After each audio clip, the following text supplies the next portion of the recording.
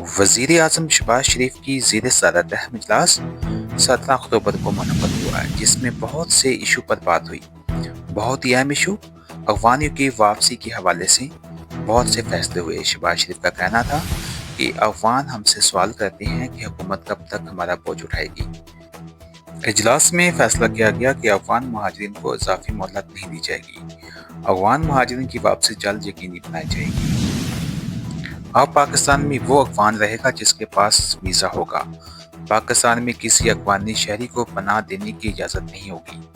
افغانیوں کی جلد واپسی یقینی بنائی جائے گی۔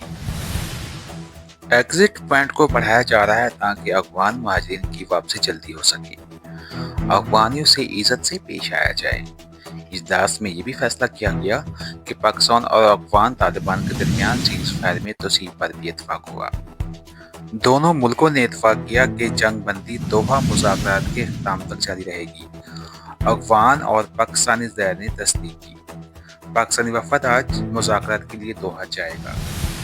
پاکستان میں اب وہی افغان رہے گا جس کے پاس ویزا ہوگا۔